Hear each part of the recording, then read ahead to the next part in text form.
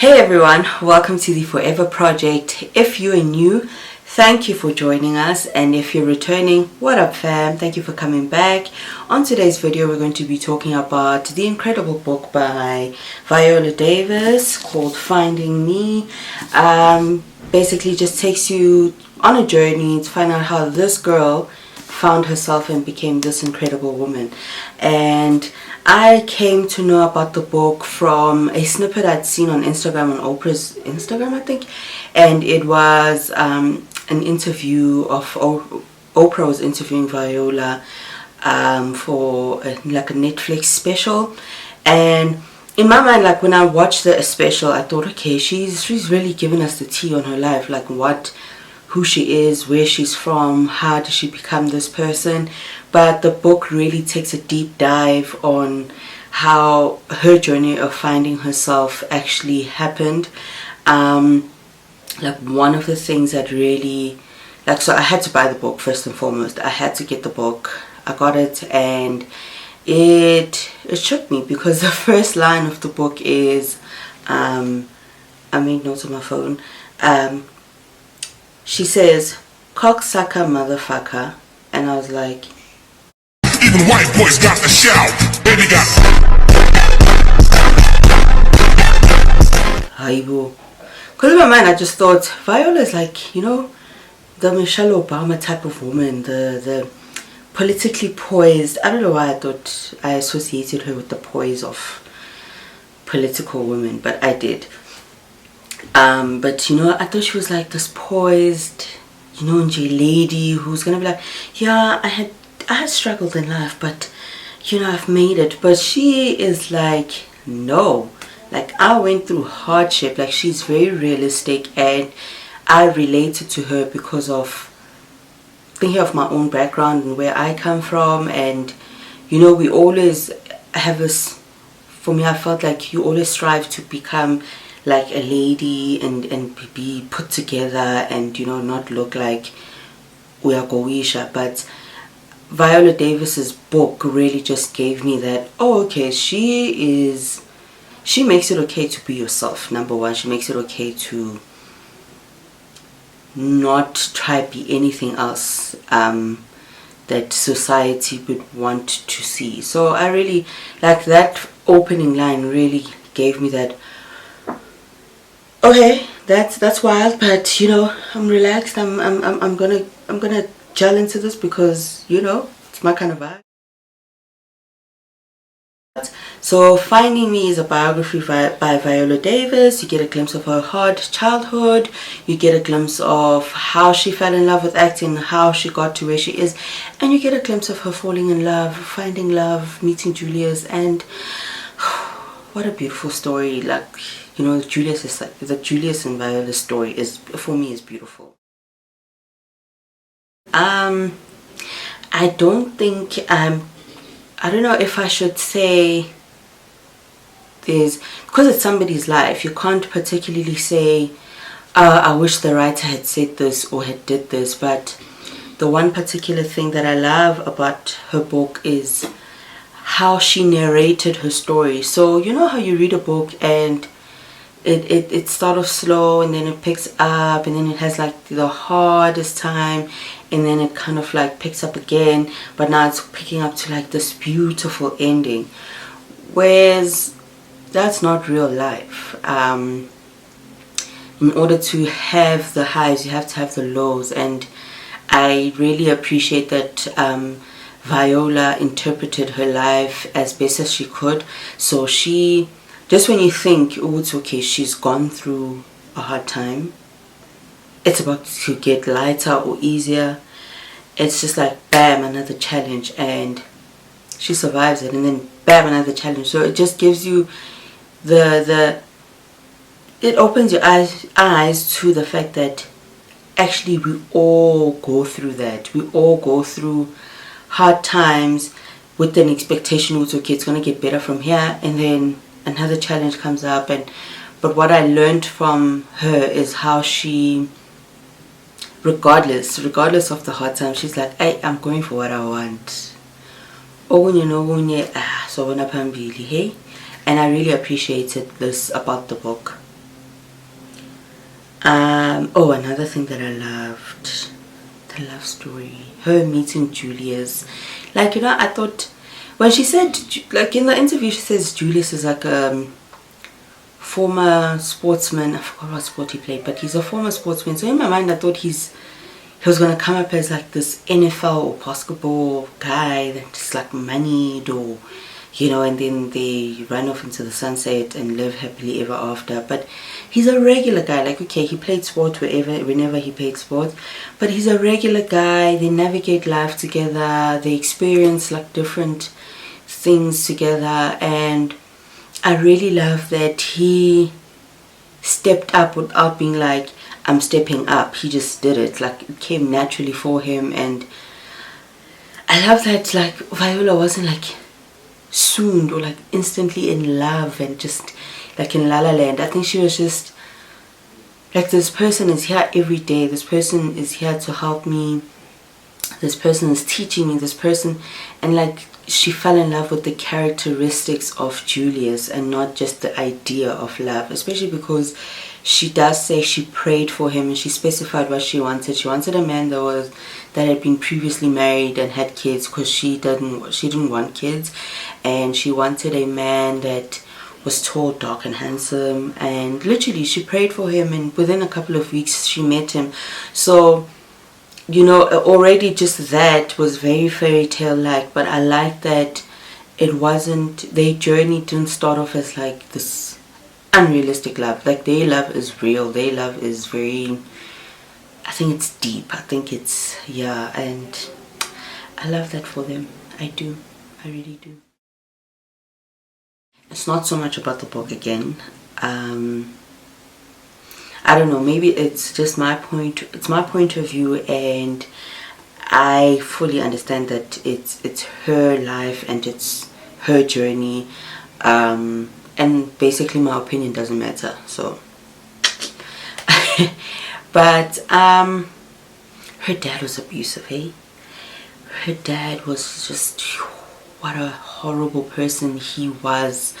And it just shocks me. Like, that man, oh, I feel like sneezing, but that man was just, what a terrible person. And I'm sorry for saying that, but when you read the book, you just get shocked, because he had this thing of, I feel like he never, in the times that he was abusive to his mom, to her mom, which was quite a lot, he never attempted to kill their mom, but he hurt her, he physically harmed her to the point of, I think he wanted her to live and see the damage. Because how is this man trying to break her leg?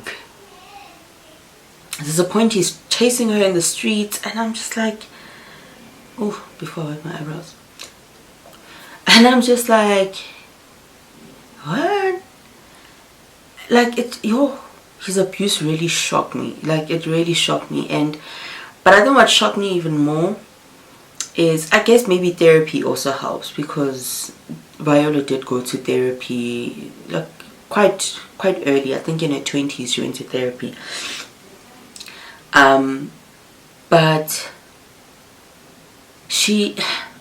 I don't know if she wasn't angry with her dad. You can't always document everything about your life in a book. So I don't know if she was angry at her dad, because she was angry when the things were happening, but she didn't express anger towards him when she had, like, not made it, but she had become like a big star or whatever. Not a big star, but I don't know, I feel like I want to say she wasn't angry enough at him, but at the same time it wouldn't have helped her anyway. So it is what it is. And for the fact that he like rectified his mistakes in the last couple of years of his life, he became the husband that her mom needed him to be. He became a great father. He literally went from abusing her mom to making sure she's taking her medication, or, you know, making sure she's comfortable, which was a very big change. But again, it is Viola's life, and I mean, she wouldn't be where she is had she stayed angry and felt like she needed answers from her dad. And I mean, unfortunately, he died of cancer. So it's like she got what she needed from him in the last couple of years of his life, and that's fine. That's her life. That is her life. Another part that really broke my heart is Viola's little sister, Danielle. I think it's Danielle. So Viola has what, 5 siblings. So she has 4 sisters and 1 brother. She doesn't even talk about him that much, but when you read the book, you'll know why, and you'll understand why. But she. Okay, so so I think it's like the 3 sisters before her, then it's her, then it's Danielle. So she was the last born for like 11 years, I think. Yeah, I think for about 11 years. And then Danielle came along. So Danielle, I don't know,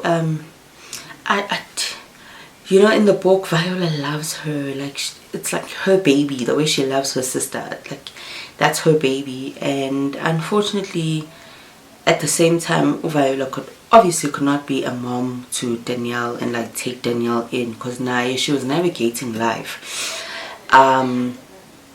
So, you know, another thing is that because there was such a huge gap between the last born and Danielle, which is Viola, this 11-year gap, you can imagine how much older the other siblings are. So by the time Danielle is like a teenager, everybody's out of the house, everybody's doing their own thing, they're living their own life. So she's there on her own, experiencing the turmoil that is her parents, the abuse. She's all alone. Whereas with them, I'm not saying that they had it better, but they had each other. They had, you know, like the one sister, I think her elder sister is Dolores. She, you know, she was very nurturing to her siblings. So I think it was easier for like Viola, Dolores, Anita, to cope, because I think yeah, it's Dolores, Danielle, Anita. Yeah, I think I'm missing one. But yeah, because they had each other, it was easy to navigate life. And I cannot imagine how Danielle was when she was on her own, because the one sister became a teacher. Viola was in like acting school. She was doing her first degree, and she was on her own. And because she was on her own, she reached a stage in her life where she started making bad decisions for her life, because I think like drugs were involved in her life at some point. She started having babies early, and that's just sad. Like you know, her life, I honestly in my mind thought her life would be much better when Viola first introduces her into the story. But unfortunately, like back then in that time, things weren't as hunky-dory and as easy as, yeah. So I hope Danielle is fine. I think she should be fine, and I hope she's got like therapy and stuff, because I can't imagine going through that by yourself. Viola is living proof of a person who's persevered. It's one thing to you know, get out of poverty, but it's another to get out of poverty, make your dreams come true, and become this Hollywood superstar, and I think she's an Emmy winner, an Oscar winner, a Tony winner. Like, she's won so many awards. To become that person is insane, because I think in the beginning of the book she describes how, number one, they were so poor that they had no running water, and if they did, they would try to wash their clothes, hang them up, they'd freeze because it's so cold. They had no heating. They were the kids at school that smelled of urine, because Viola peed in her bed until she was about 14. Not that she peed every day, but because of the trauma she was going through, that was her body's natural response. And yeah, so yeah, they were known as the kids that reeked, and it's crazy.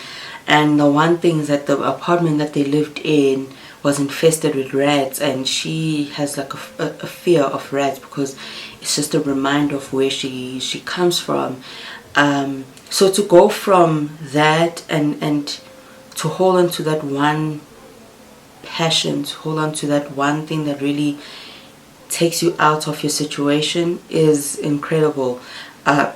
Excuse me, I'm in awe of Viola. And so I've learned that there is no excuse. And I'm sorry, I don't want to seem insensitive, but I think sometimes if in your mind you can see some sort of way that can help you become better, then you don't have any excuses, right? Because I do know, and I can attest to this, that there are certain points in life where you just feel helpless and you feel like noma sekuthiwa wenzani ayikho into ezosebenza.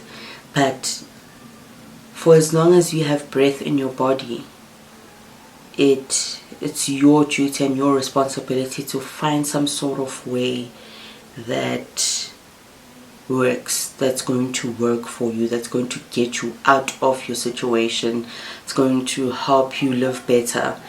And yeah, I'm taking that away. And because one of the things that I really struggle with is imposter syndrome and procrastination, and I'm like, I've told myself I need to fight those things. I'm trying, and in just trying, like, one of the things that I need to get into my head is that a camera is not going to set itself up, the ring light's not going to set itself up.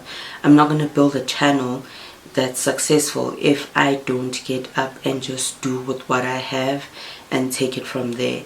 And so yeah, like it didn't, the book didn't revive me, but it just gave me a new perspective to what I've already dreamt. Yeah. I'm going to recommend that you get this book. I will put a link down below of where I got it on Take-A-Lot during Christmas time.